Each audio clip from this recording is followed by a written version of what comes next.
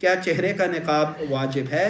میری رائے جو ہے وہ یہ ہے کہ چہرے کا نقاب واجب نہیں ہے. اس میں اختلاف ہے. شیخ عبدالعزیز ابن باز رحمۃ اللہ تعالیٰ علیہ کی رائے ہے. میں احادیثوں کا ابھی اس لیے ذکر نہیں کر رہا اس لیے ٹائم کم ہے.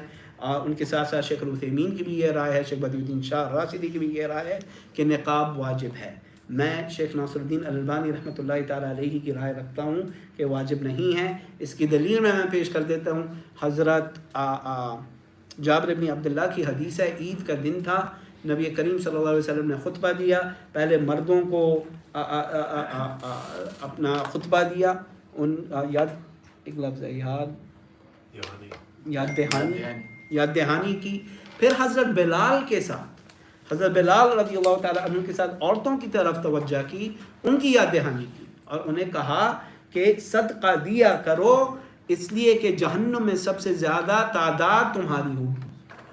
حدیث میں ذکر آتا ہے کہ ایک عورت کھڑی ہوتی ہیں, عورتوں کے بیچ میں ان کے چہرے, ان کے گالوں پر نشان تھے, کالے نشان تھے, اور انہوں نے کہا نبی کریم صلی اللہ علیہ وسلم کیوں, یعنی ہم سب سے زیادہ جہنم کی آگ میں کیوں ہوں گے؟ تو نبی کریم صلی اللہ علیہ وسلم نے انہیں جواب دیا, کیوں؟ اس لیے کہ تم اپنے گھروں میں شکر نہیں کرتی اور تم شکایت بہت زیادہ کرتی, تمہاری شکایتوں کی وجہ سے, اور تم اپنے میاں کا شکر نہیں کرتی. اس میں کچھ علماء نے استعمال کیا ہے کہ وہ جو نشان گال پہ تھے, اگر نقاب کرنا واجب ہوتا تو وہ عورت اس وقت نقاب میں ہوتی, اور اگر نہیں تھیں تو نبی کریم صلی اللہ علیہ وسلم پر واجب تھا کہ وہ انہیں حکم کرتے کہ تم نقاب کرو.